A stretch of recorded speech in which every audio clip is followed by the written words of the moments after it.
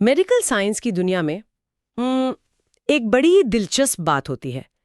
जब किसी बीमारी की पहचान करनी हो तो हम एक तरह की अचूक सटीकता की उम्मीद करते हैं। बिल्कुल, एकदम इंजीनियरिंग की तरह। हाँ, जैसे मान लीजिए किसी की बांह टूट गई है तो एक्सरे मशीन में वो टेढ़ी मेढ़ी सफेद लाइन एकदम साफ दिख जाती है और डॉक्टर बस उस फिल्म की ओर इशारा करके कह देता है कि देखिए, ये रही दिक्कत की जड़। सही कहा। और वो एक ऐसा नजरिया है जो पूरी तरह से बाइनरी है। या तो शून्य या फिर एक। हाँ, या तो हड्डी टूटी है या नहीं टूटी है, एकदम साफ और स्पष्ट, कोई लाग लपेट नहीं। और सच कहा जाए तो ये स्पष्टता ना इंसानी दिमाग को बहुत सुकून देती है। हमारी फितरत ही ऐसी है कि हमें हर चीज साफ साफ दिखनी चाहिए। मतलब हर अनुभव को, हर घटना को अलग अलग बॉक्स में रखकर देखना हमें सुरक्षित महसूस कराता है। लेकिन फिर हम जीवन के दर्शन, अध्यात्म और इस ब्रह्मांड की गुत्थियों की दुनिया में कदम रखते हैं और अचानक वो एक्सरे मशीन काम करना बंद कर देती है। हाँ, वहां वो बाइनरी नजरिया काम नहीं आता। बिल्कुल नहीं। हम ज्ञान के एक ऐसे परिदृश्य को देख रहे होते हैं जहां चीजें सिर्फ काले और सफेद खानों में नहीं बंटती। दर्शन की दुनिया में सब कुछ बहुत आपस में जुड़ा हुआ, थोड़ा जटिल और कई बार बहुत धुंधिया महसूस होता है। और यही वो जगह है जहां हमारी आम तार्किक बुद्धि ना थोड़ा संघर्ष करने लगती है, क्योंकि यहाँ एक ही चीज सही भी हो सकती है और उसी वक्त उसका दूसरा पहलू भी उतना ही सच हो सकता है। और आज हमारी श्रोतों की इस गहन चर्चा का, इस गहरे विश्लेषण का मुख्य मकसद भी यही है। हमारे पास जो आज का स्टैक है वो सच में बहुत ही शानदार है, बहुत ही गहरा है। हाँ, इसमें भगवद गीता के अध्याय 10, जिसे विभूति योग कहा जाता है, उससे जुड़े कई विस्तृत लेख हैं, कुछ बहुत ही गहरे दार्शनिक पीडीएफ्स हैं, रेडिट की समरीज है और उपनिषदों के संदर्भ भी शामिल हैं। तो हमारा मिशन ये है कि आज की इस इंफॉर्मेशन ओवरलोड वाली दुनिया में, जहां हर तरफ से सूचनाएं हम पर बमबारी कर रही हैं, इस प्राचीन ज्ञान को डिकोड किया जाए। और ये स्पष्ट करना बहुत जरूरी है कि ये विश्लेषण किसी धर्म या विचारधारा को बढ़ावा देने के लिए नहीं है। हम पूरी तरह से निष्पक्ष होकर उन दार्शनिक विचारों को समझने की कोशिश कर रहे हैं जो दुनिया को देखने का नजरिया बदल सकते हैं। सही बात है। और ये चर्चा इस बारे में है कि कैसे विभूति योग हमें अपने आसपास की दुनिया को देखने का एक बिल्कुल नया, एक जोड़ने वाला लेंस देता है। जब इंसान सूचनाओं के शोर में खो जाता है ना, तब ये दर्शन सिखाता है कि कैसे हर छोटी, साधारण और यहाँ तक कि नकारात्मक दिखने वाली चीज में भी उस अनंत को देखा जा सकता है। बिल्कुल। तो चलिए इस विचार को थोड़ा और खोलते हैं, क्योंकि ये स्रोत सिर्फ कोई पुरानी थ्योरी नहीं है, ये रोजमर्रा की जिंदगी में चीजों को प्रोसेस करने का एक टूल किट है। और शुरुआत वहीं से करते हैं जहां से सब कुछ शुरू होता है, मतलब इस ब्रह्मांड का निर्माण। हमारे स्रोतों में सृष्टि के निर्माण को लेकर दो बहुत ही भारी शब्दों का जिक्र है। हाँ, निमित्त कारण और उपादान कारण। जी, निमित्त कारण यानी इंटेलिजेंट कॉज और उपादान कारण यानी मटेरियल कॉज। अब इसे समझने के लिए हम एक बढ़ई और कुर्सी का उदाहरण ले सकते हैं। वो सबसे आसान तरीका है इसे समझने का। हाँ, तो अगर एक बढ़ई कुर्सी बनाता है तो उसका दिमाग, उसकी जो कला है, वो निमित्त कारण है, और जो लकड़ी वो इस्तेमाल कर रहा है वो सामग्री उपादान कारण है। जी, और ये दुनिया को समझने का हमारा सबसे आम तरीका है। बनाने वाला अलग और जो चीज बन रही है वो अलग। बिल्कुल, लेकिन यहाँ स्रोतों में एक बहुत बड़ा ट्विस्ट है। वेदांत कहता है कि भगवान ही बढ़ई हैं और भगवान ही लकड़ी हैं। अब एक मिनट रुकिए, ये हजम करना थोड़ा मुश्किल है। बहुत मुश्किल है। मतलब अगर कोई सॉफ्टवेयर इंजीनियर एक कोड लिखता है तो हम ये तो नहीं कहते ना कि वो इंजीनियर खुद ही वो लैपटॉप बन गया है। बनाने वाला और जो बना है वो दोनों एक ही कैसे हो सकते हैं? ये उलझन बहुत ही स्वाभाविक है, क्योंकि हम दुनिया को उसी एक्सरे मशीन वाले बाइनरी नजरिए से देखने के आदी हैं। हाँ बिल्कुल। लेकिन अगर वेदांत के तार्किक सिद्धांत को गहराई से समझें तो एक बहुत ही बुनियादी नियम सामने आता है। कोई भी कार्य यानी इफेक्ट अपने कारण यानी कॉज से अलग नहीं हो सकता। मतलब क्या हम इसे किसी रोजमर्रा के उदाहरण से समझ सकते हैं, थोड़ा आसान भाषा में? सोने के गहनों का उदाहरण ले लेते हैं, वो सबसे सटीक है। एक सुनार सोने को पिघलाकर कंगन बनाता है, हार बनाता है या अंगूठी बनाता है।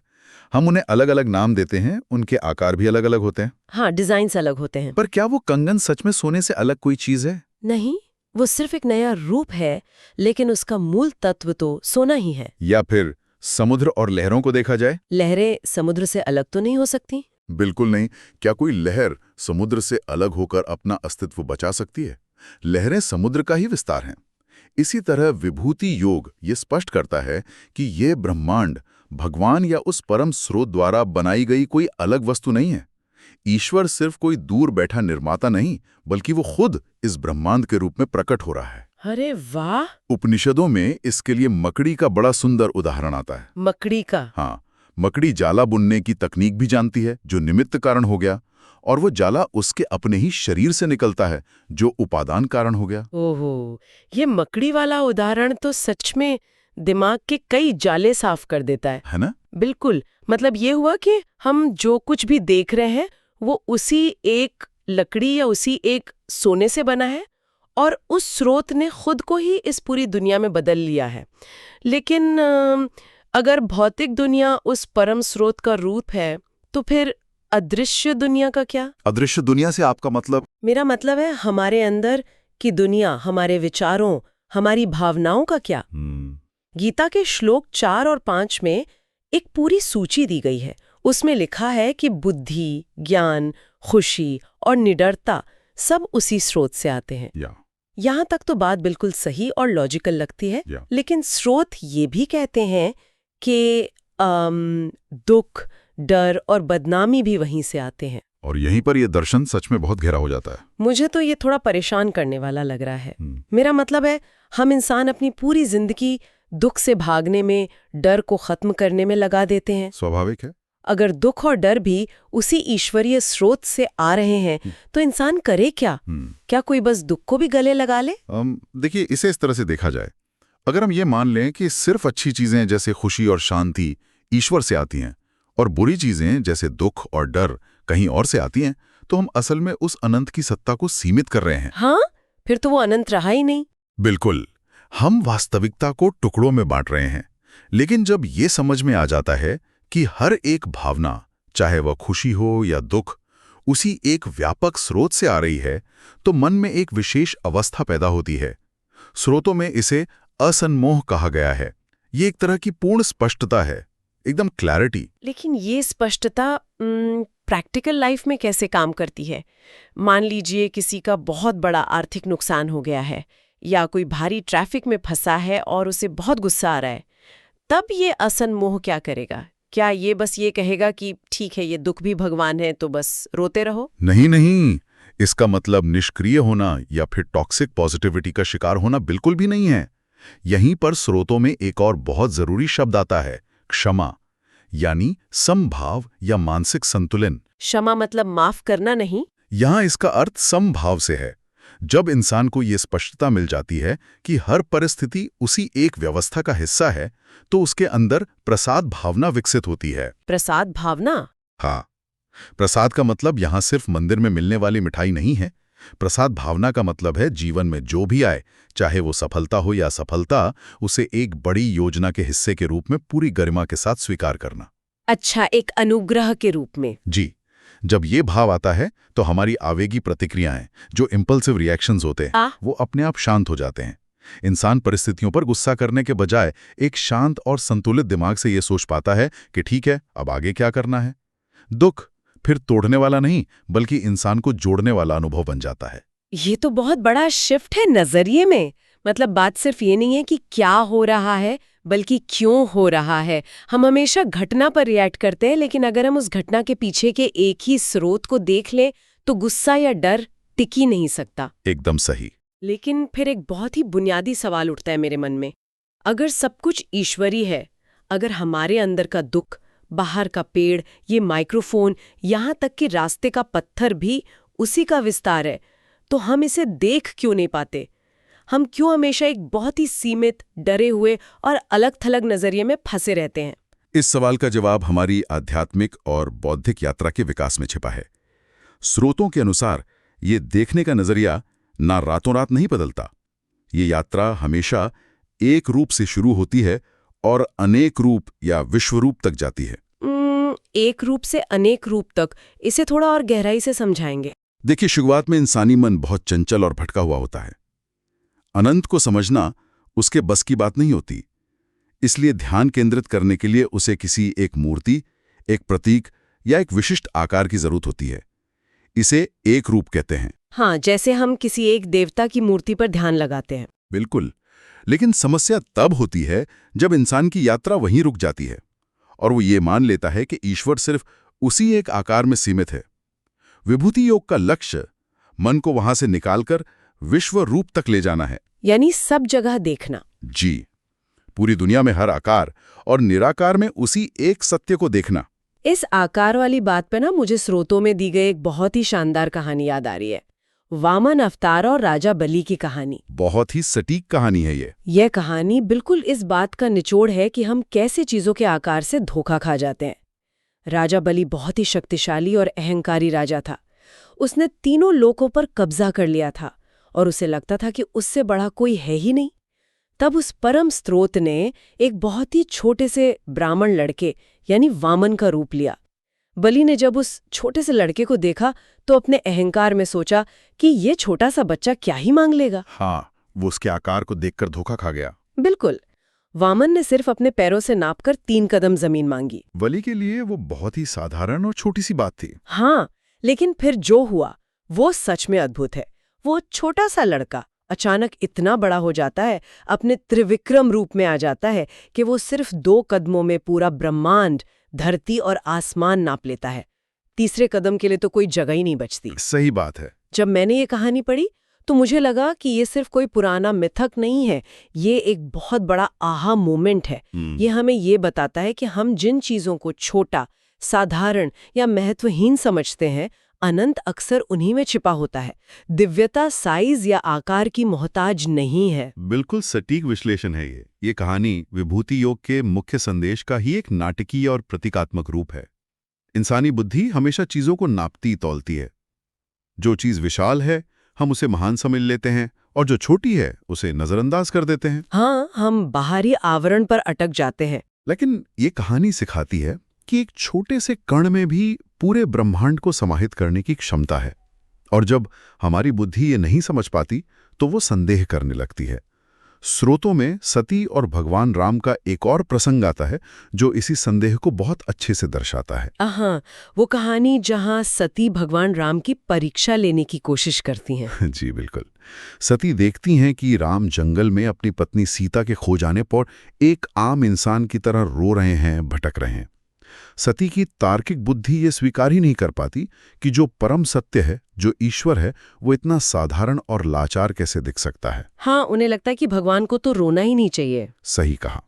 वो एक रूप के पीछे यानी उस मानव रूप और उसके व्यवहार के पीछे छिपे विश्व रूप को नहीं देख पाती और संदेह में पड़ जाती हैं। विभूति योग हमें इसी संदेह से बाहर निकालकर साधारण के भीतर छिपे असाधारण को देखने की कला सिखाता है। और अब मुझे समझ आ रहा है कि इसी वजह से भगवान कृष्ण ने अर्जुन को विभूतियों की इतनी लंबी सूची क्यों दी। 75 विभूतियां। हाँ, एक बहुत ही विस्तृत सूची है। जब मैं वो सूची पढ़ रही थी तो मुझे लगा जैसे ये ब्रह्मांड का कोई कैटलॉग है। कृष्ण कहते हैं कि अक्षरों में मैं अ हूं। ये बहुत लॉजिकल लगता है क्योंकि अ हर ध्वनि का आधार है। आप अ की ध्वनि के बिना कुछ बोल ही नहीं सकते। फिर वो कहते हैं कि नदियों में मैं गंगा हूं, जानवरों में शेर हूं, मछलियों में शार्क हूं। यहां तक सब कुछ बहुत भव्य, शक्तिशाली और ईश्वरीय लगता है। लेकिन फिर इस सूची में कुछ ऐसा आता है जो हमारी आम धारणाओं को पूरी तरह तोड़ देता है। बिल्कुल। 2 शब्द ऐसे आए जिन्होंने मुझे सच में उलझा दिया और मुझे लगता है कि कोई भी उन्हें सुनकर उलझ जाएगा। कृष्ण कहते हैं कि मैं छल करने वालों में द्यूत हूं, यानी जुआ, और मैं मृत्यु हूं। अब देखिए, जुआ और मृत्यु। हाँ, ये बहुत ही चौंकाने वाले उदाहरण हैं। ये तो समाज में बहुत नकारात्मक चीजें मानी जाती हैं। इनसे हम भागते हैं।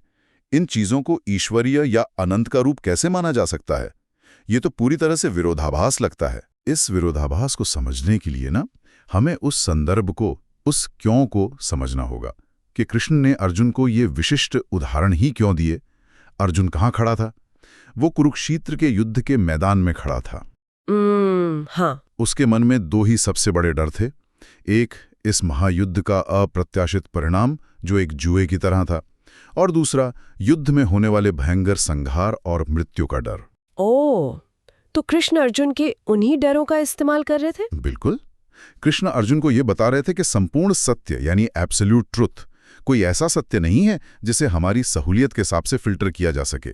संपूर्ण का मतलब ही है कि उसमें सब कुछ समाहित है। सब कुछ, बिना किसी फिल्टर के। जी। अब इसे तार्किक रूप से देखिए। मृत्यु को हम नकारात्मक मानते हैं, लेकिन मृत्यु असल में सबसे बड़ा समान करने वाला तत्व है, अल्टीमेट लेवलर, जो सब कुछ बराबर कर देता है। जी हाँ। चाहे कोई राजा हो या रंग, बहुत ज्ञानी हो या अज्ञानी, मृत्यु आकर सभी भौतिक भेदों को, सभी उपाधियों को और सबसे बढ़कर इंसान के अहंकार को एक पल में मिटा देती है। वो पुरानी चीजों को खत्म करती है ताकि नया जीवन जन्म ले सके। मृत्यु के बिना ये ब्रह्मांड एक पल भी आगे नहीं बढ़ सकता। तो क्या वो उस अनंत व्यवस्था का एक बहुत शक्तिशाली हिस्सा नहीं है? ये नजरिया तो मृत्यु को देखने का तरीका ही बदल देता है, सच में। लेकिन जुआ या द्यूत, उसमें क्या ईश्वरीय है? जुआ अप्रत्याशितता यानी अनप्रिडिक्टेबिलिटी का सबसे चरम रूप है। इंसान अपने जीवन में सब कुछ कंट्रोल करना चाहता है। हम सोचते हैं कि अगर हमने ए किया और बी किया तो हमें सी मिलेगा ही मिलेगा। हाँ, हम सब यही गणित लगाते रहते हैं। इन असलियत यह है कि इस ब्रह्मांड में बहुत कुछ ऐसा है जो हमारे नियंत्रण से पूरी तरह बाहर है। वो जो अचानक होने वाली घटना है, जो पासे के पलटने की तरह है, वो भी उसी सत्य का हिस्सा है। कृष्ण ने हिमालय जैसी विशालता, शार्क जैसी आक्रामकता, मृत्यु जैसी निश्चितता और जुए जैसी अप्रत्याशितता, इन सब चरम उदाहरणों का इस्तेमाल इसलिए किया ताकि अर्जुन का मन अपनी सीमित धारणाओं से बाहर निकले, ताकि वो रियलिटी को उसके असली रूप में देख सके। बिल्कुल। वे ये संदेश दे रहे थे कि जो कुछ भी बहुत प्रभावशाली है, चाहे वो तुम्हें अच्छा लगे या बुरा, वो सब उसी अनंत का विस्तार है। ये विश्लेषण सच में बहुत ही गहरा है। तो अगर हम इन सारी बातों को एक साथ जोड़ें, हमने ये जान लिया कि बनाने वाला और बनी हुई चीज़ अलग नहीं है। हमने ये भी समझ लिया कि दुख और खुशी एक ही स्रोत से आ रहे हैं और उन्हें संभाव से स्वीकार करना है। और हमने ये भी देख लिया कि मृत्यु और अप्रत्याशितता भी उसी अनंत का हिस्सा है। जी। लेकिन अब सबसे बड़ा सवाल ये उठता है कि इस सब का अंतिम परिणाम क्या होता है। एक आम इंसान के लिए जो रोज काम पर जाता है, अपने बिल भरता है, अपनी जिंदगी के जद्दोजहद में लगा है, उसके मन पर इस विभूति योग का क्या असर पड़ना चाहिए? इसका सबसे बड़ा और सीधा असर हमारे अहंकार पर पड़ता है। हमारे स्रोतों में बहुत ही स्पष्ट रूप से बताया गया है कि विभूति योग का अंतिम लक्ष्य अहंकार यानी मैं और ममकार यानी मेरा, इन दोनों को नष्ट करना है।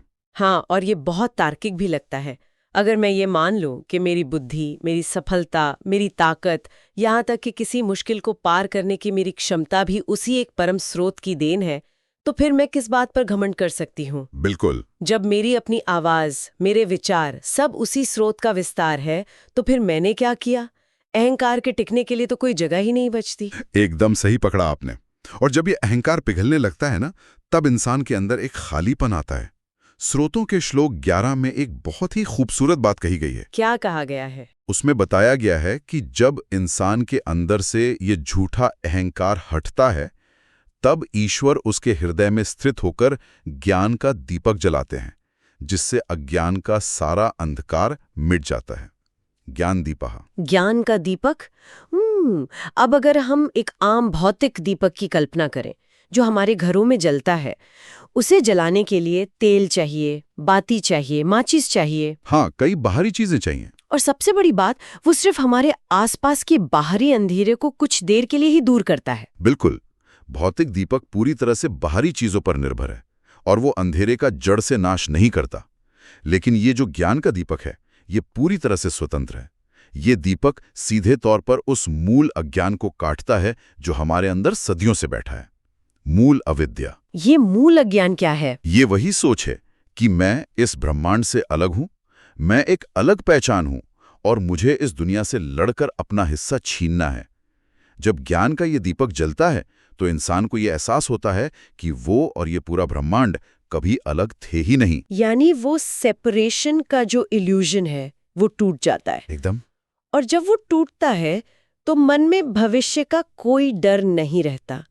और जो हमने शुरुआत में बात की थी, इंफॉर्मेशन ओवरलोड, उसका सारा तनाव खत्म हो जाता है। क्योंकि तब इंसान हर अलग अलग सूचना, हर अलग अलग घटना में उलझता नहीं है, बल्कि उन सब में एक ही पैटर्न, एक ही सत्य को देखने लगता है। यह सच में एक बहुत ही आजाद करने वाला विचार है।